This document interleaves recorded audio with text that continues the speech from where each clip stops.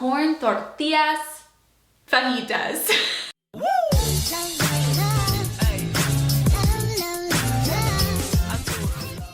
Hello my honeys, it's Emmie. If you're new to the channel, welcome. My name is Emmie. I'm a nutritionist and the creator of the Slim on Starch program. To learn more about the Slim on Starch program, go to healthyemmie.org. Also make sure to hit subscribe and turn on the notification bell because I upload a new video every Wednesday and Saturday, at least for now. Should I do more? Let me know in the comments. Today I'm showing you 3 meals that you can have on your starch solution / slim on starch diet. At the end of this video, I'm going to be talking about snacking and what to do between meals, so make sure you stick around for the end where I talk about that. For now, let's start out with breakfast. If you want to eat the same thing that I'm eating every single day, first thing, then you are going to be having some oatmeal. What I love about oatmeal is that it is easy, it is cheap, and it's something pretty much everybody loves. Now, I personally just go for quick oats. Now, technically, the most unprocessed whole form oatmeal is actually the groats, which is probably something that you've never heard of before. You'd probably say, oh, 100% whole grain oats is the best one. But actually, the best one is groats, which are really the same thing as rice. So, I mean, even if you're getting 100% whole rolled oats, they're technically a little bit processed. So what I say to do is to go for the one that you actually enjoy. For me, I like the quick oats. I like the texture and I like them better than the whole rolled oats. And when we're going for sustainability and something that you want to do in the long term, you want to have food that you're going to enjoy. So for your oats, you can take about a cup of oats and then mix in 2 cups of water. If you want to use non-dairy milk, then that is okay. If you find that your weight loss stalls and weight loss is your goal, then swap this out for water. You're gonna put it into the microwave for 3 minutes. After 3 minutes, it'll come out and it'll be good to go. I personally like to add 1 tablespoon of ground flax, and then I add a banana and some cinnamon on top. You can put whatever fruit you want to have on top, and I love cinnamon because it's a warming spice. The reason why I add the 1 tablespoon of ground flaxseed is because of the omega-3s and the lignans that are in there. So there's something called phytoestrogen that is found in the ground flaxseed, which is great for hormones for all women, women of all ages, whether you are postmenopausal, whether you are in your baby making years. Ground flaxseed is something that I think every woman should include in their diet. You might be saying, oh no, Emmie, there's seeds. I'm not supposed to have seeds. Those are really calorically dense. But 1 tablespoon, I mean, it's like 70 calories and it's gonna get lost in the sauce, but the benefit outweighs any harm from having too many calories. Because there are the omega-3s and there's the phytoestrogens in there, you get that benefit, and if you have a few extra calories because of it, I think it's worth it to CYA for any probable omega-3 fatty acid deficiency. It's so easy to just add that into your oatmeal, or if you don't enjoy oatmeal, to add it into any of your grains to make sure that you're hitting your omega-3 necessities. You do want to make sure that the flaxseed that you're getting is ground, because whole flaxseed is going to go right through you. If you don't believe me, test it out for yourself. Look in the toilet and you're going to see some flaxseed in there. So make sure that you're getting ground flaxseed, and make sure that you're putting it either in the freezer or the fridge because it can tend to go rancid. Now moving on to lunch. This is a go-to lunch of mine. I am starting out with a base of rice. This is just brown microwave rice that I got in the frozen section at the store. So you know when you go to the frozen section, you'll see different types of rice. Get one of the rice packets that has nothing added to it except for rice. So you need to look at the ingredients list.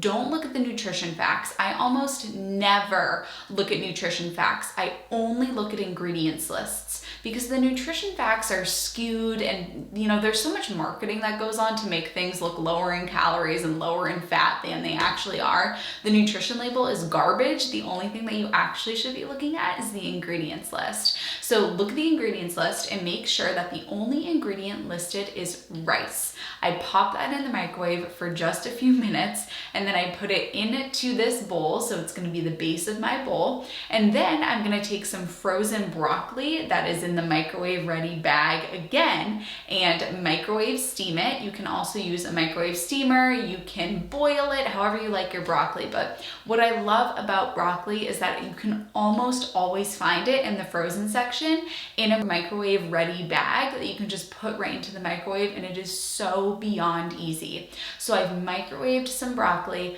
put that on top of the bowl, and then I've taken tofu.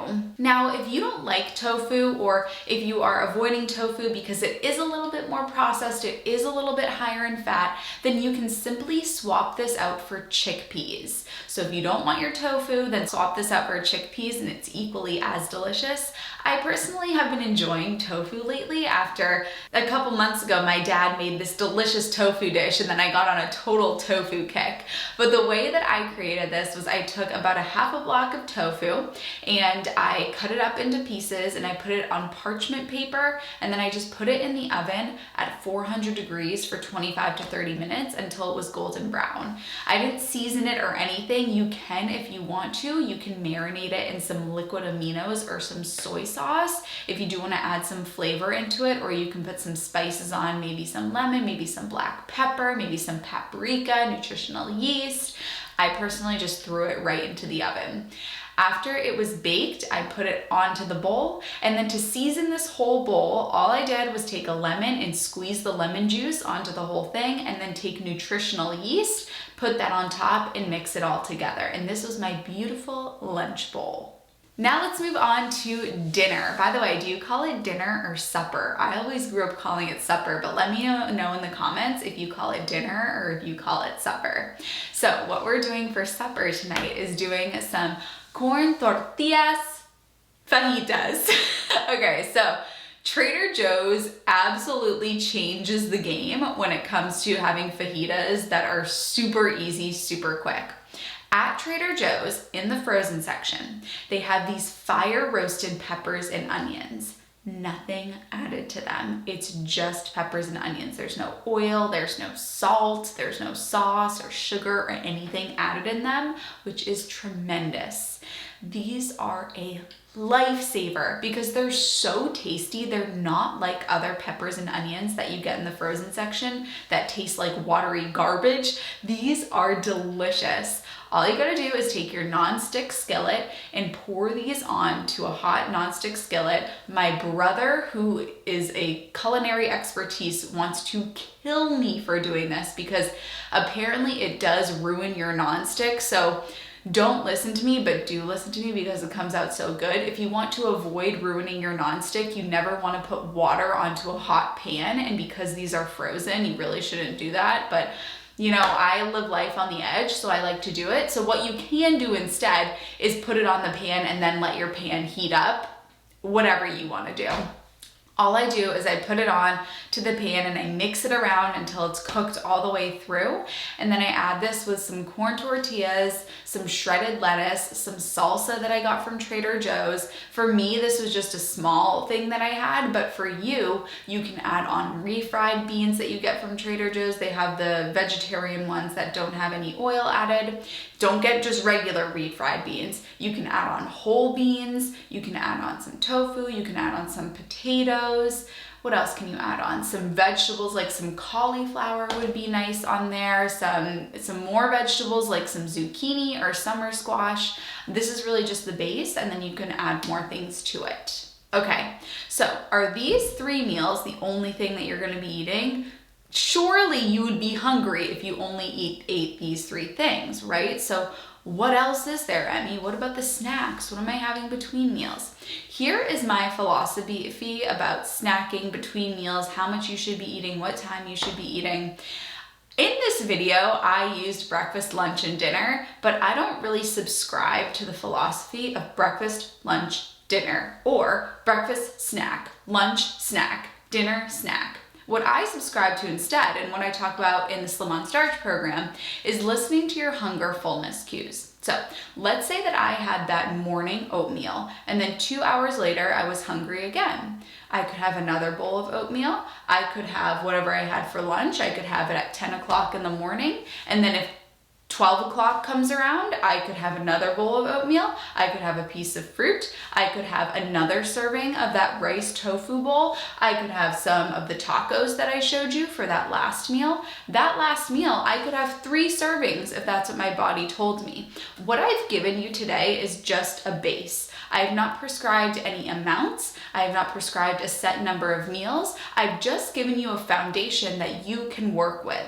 So let's say that you make that tofu bowl for lunch and 2 hours go by and you're hungry again. Well, I gave you 3 meals. If you want to have another serving of those meals, then go for it. You know what your body needs. I can't tell you what your body needs, but what I can tell you is how to tune into your hunger fullness cues so that you can detect it.